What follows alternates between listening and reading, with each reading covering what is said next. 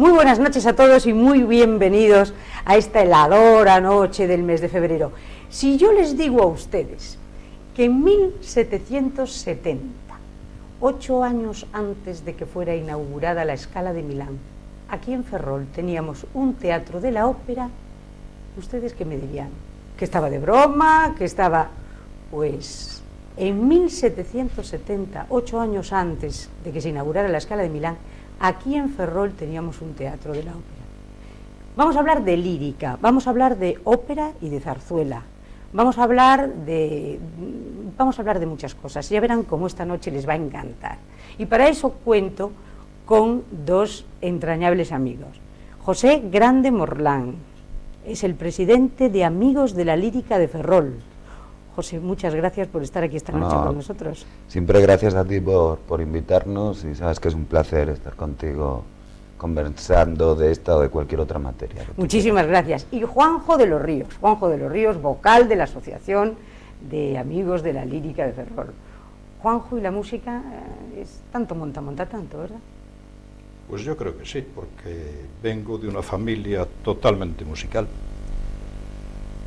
Ya en 1900, mi abuelo con 15 años, mi abuelo materno, José de los Ríos, fue requerido por el maestro Tomás Bretón, que al parecer se trasladó a Ferrol para dirigir su ópera La Dolores. Entonces esta ópera necesitaba, la famosa jota, necesitaba de una rondalla. Y entonces entre los rondallistas de Las Pepitas y Carnavales, que había entonces, juntaron pues, a los instrumentistas idóneos para intervenir en Lejofre. Y uno de ellos era mi abuelo. Cantó de bajo también en la Polifónica. Sus hijos, hermanos de mi madre, fueron todos bajos. Bajo también he sido yo.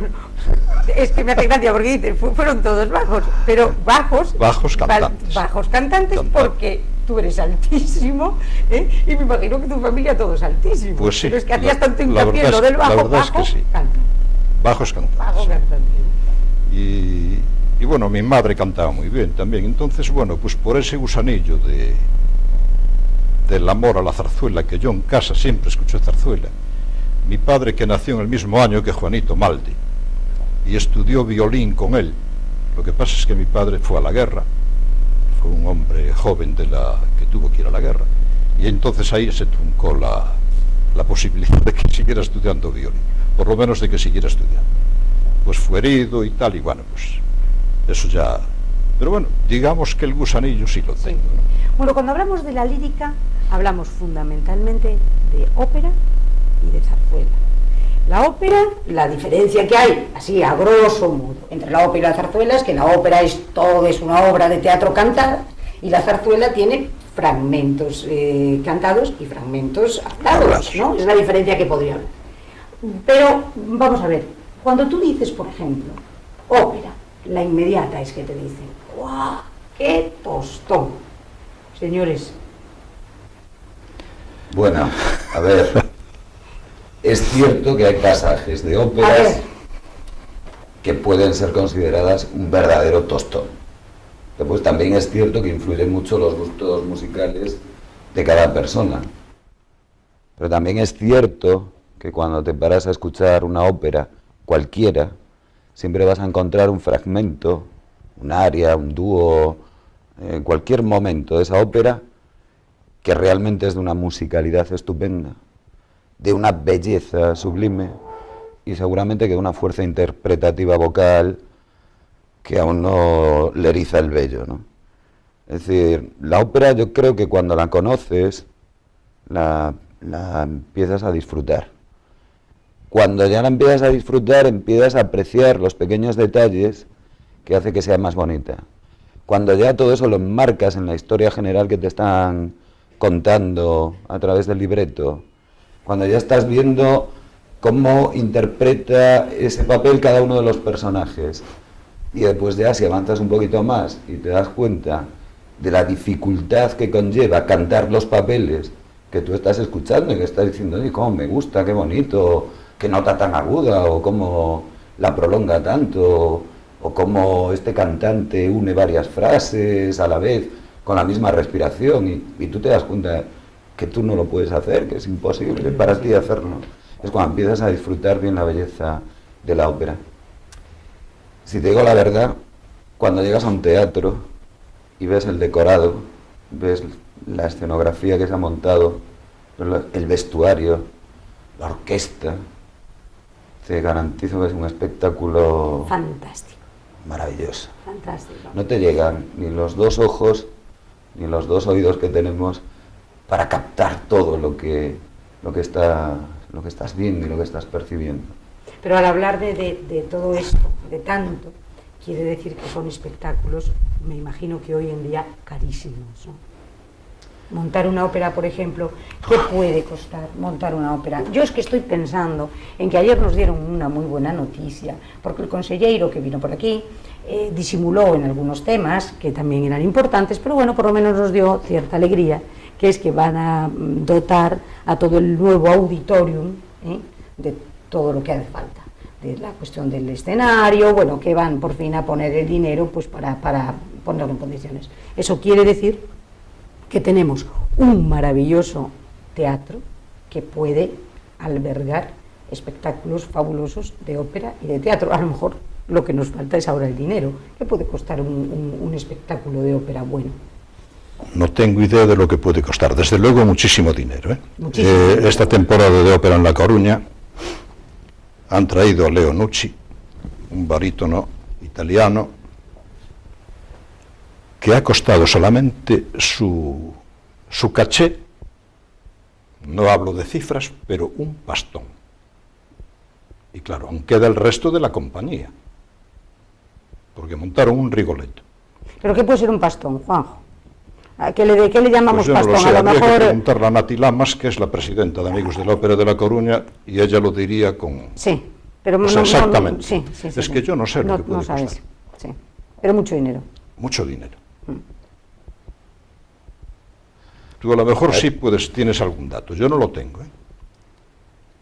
El concepto de mucho dinero o poco dinero también yo entiendo que es relativo, porque también va en proporción a la capacidad de gestión que tenga la entidad que lo organiza. Sí. Entonces, si estamos pensando, pues como desde mi punto de vista equivocadamente, se está pensando siempre en que la cultura tiene que ser sufragada única y exclusivamente a medio de subvenciones de administraciones públicas, pues obviamente puede ser muchísimo dinero. Y puede ser un coste que implique que a la larga o en un proceso de crisis económica o de estrecheces presupuestarias, como es la situación que estamos viviendo actualmente, que se empieza a decir, ay, es que es todo muy caro, no se puede montar ópera, no se puede montar zarzuela, no se pueden hacer espectáculos. Yo creo que si empezamos a combinar seriamente y de manera eficaz lo que es la gestión pública y privada en perfecta sintonía y colaboración de las actividades culturales, quizás nos estamos dando cuenta de que se podrían optimizar mejor los recursos y se podrían hacer más cosas. Yo personalmente, pero es una opinión muy personal, no como presidente de la asociación, yo entiendo que antes de hacer grandes inversiones en grandes espectáculos y fastuosos espectáculos carísimos, Sí. deberíamos quizá invertir más dinero en formar a los ciudadanos en esta materia en concreto, como es la ópera o la zarzuela, empezar a recuperar el gusto por la zarzuela y por la ópera y empezar a hacer representaciones de menor coste, pero que vayan creando y ampliando esa afición que ya tenemos en la ciudad de Ferrol. Si tú obviamente tienes una demanda de zarzuelas y de óperas, estás generando que la oferta cada vez sea mejor. Entonces sí que estarás consiguiendo más apoyos de entidades de diverso tipo que sí puedan colaborar, ¿no?